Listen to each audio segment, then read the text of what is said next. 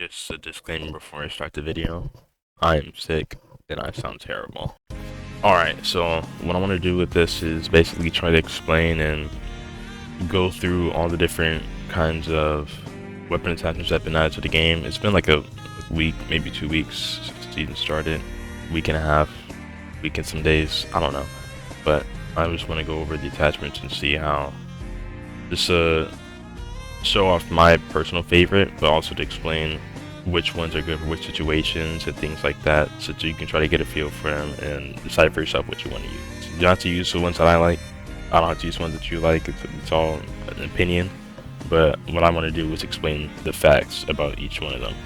Fortnite's calling these attachments mods or weapon mods, and what they do is they increase stats for your weapons in game.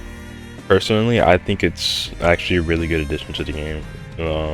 It's fresh, it's new, they're all unique, they don't make the guns broken or anything like that. It makes everything feel balanced. It's like, it feels like almost every season there's always this one gun in the game, one gun that's just completely broken. Like you got the MK and things like that, where it's just completely broken. It ruins the game when they add meta weapons in the game. But this new chapter feels like everything is balanced. A shotgun, like I can pick either shotgun. There's no one shotgun that's better than the other. There's no one AR that's better than the other. They're all just good weapons. So basically how the mods work in game, you can either find them on weapons already on the ground, or you can add them to a weapon that you find in the game. So they have them based off of rarity, which I think is actually really cool. So the more attachments or mods it has on the weapon, the higher rarity it's gonna be. So like you got uncommon, right? You got one mod, then rare you have 2, epic 3, and so on until you get to legendary. The only weapons that you can't put mods on, I believe, are the shield with the pistol and any mythic weapons. Those are the only guns that you can't put mods on. But everything else in the game, every other gun in the game, you're able to mod the weapon. But to get to the point, I'm gonna go over the actual mods themselves. They got 4 different categories. They got optics, magazines, underbarrels, and then barrels.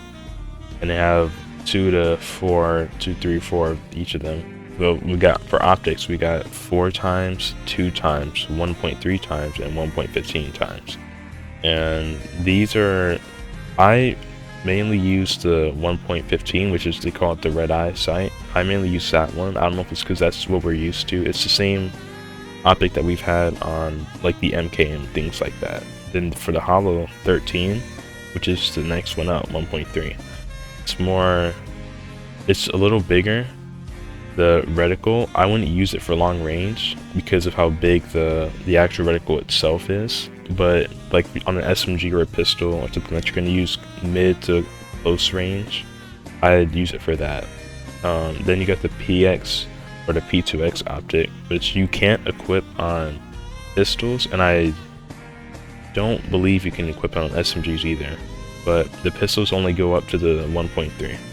So it's like basically a sniper scope. It's like a holographic sniper rifle scope. It's only 2 times, and then you got sniper scope. I mean, that doesn't really need explaining, I don't think. They do get a little bit more not complicated. I guess I wouldn't use the word complicated. They get more intricate. So the next mods that they have are the magazines, and I mean they only have 2. These ones are pretty straightforward. You have the drum mag and the speed mag. These kind of explain themselves, but the speed mag, you can reload weapons faster, and with the drum mag you get additional ammo for your weapons. But the thing about these is, at least in my opinion, both of them are great. Like it really depends on the situation. But sometimes I'll have a sniper rifle and I'll want to reload quicker, so I'll get a speed mag. And other times I want more ammo on my sniper rifle, so I don't have to reload at all. I use a drum mag, or I know drum mags are good for pistols and SMGs and guns like that, or for shotguns even. But you've got to kind of mix up your inventory a little bit with them. If you have drum mags on everything's going to take longer to reload. So you get into a fight and you need to reload, then everything's just empty. With speed mags, everything, you could reload faster, and from what I can tell, Unless I'm mistaken, there doesn't seem to be any drawbacks to using a speed mag. I don't think it reduces the amount of ammo you have in a clip. So this next category, the underbarrel, there's 3 different mods. You've got the angled foregrip, the laser, and the vertical foregrip.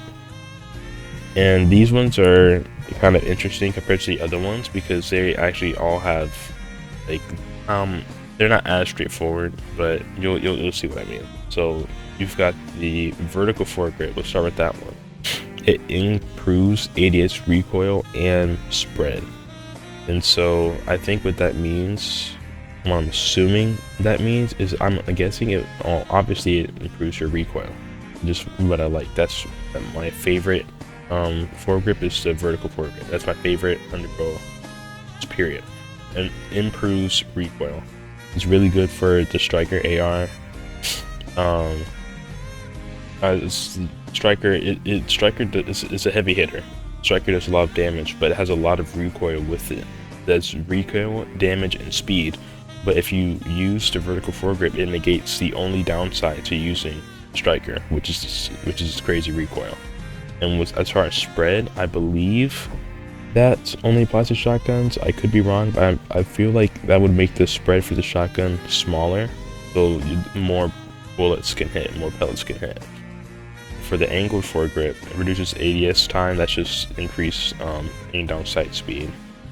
They also have the laser, which is just hip fire, accuracy, things like that, which is good. It's good for shotguns. I like to use it on SMGs sometimes, but it's most effective if you use that on a shotgun. Lastly, we have the barrels, which includes the suppressor and the muzzle brake. And if I'm being honest, these 2 might be the only ones that just depend really on the gun, the only ones that I don't really like to mix and match. With everything else, it's kind of situational. If I'm making a long range build, I'll do this. Or making close range, I'll do that, stuff like that. But for the muzzle brake and suppressor, I only use the suppressor on sniper rifles because, unlike previously when any suppressed weapon will have reduced damage, but I don't know if it's intentional, maybe it's a glitch or something, but when you equip a suppressor on a sniper rifle, it does not decrease the damage to my knowledge. And I don't need a muzzle brake on a sniper because the sniper doesn't shoot fast enough for the recoil to affect my aim. So putting a suppressor is just helpful overall. It conceals your location, it's not less loud. There's just no downsides. There's no reason not to use it on a sniper. And the muzzle brake, it decreases recoil, which is really important for a lot of the guns. Like I said before, the striker being the biggest example of that. But you can also use them in a shotgun, SMG, pistol. You can use them in everything pretty much. Like if you don't have a muzzle brake equipped on your guns, like what are you doing? You know, like you should have it. There's no downsides to any of the barrels or the underbarrels or any of these, to be honest. But yeah, that's what I think about all the mods in the game. Just overall, the mods are really good. The one thing that you have to make sure you're doing when you want to have good builds in your mods is make sure you're stacking up on gold.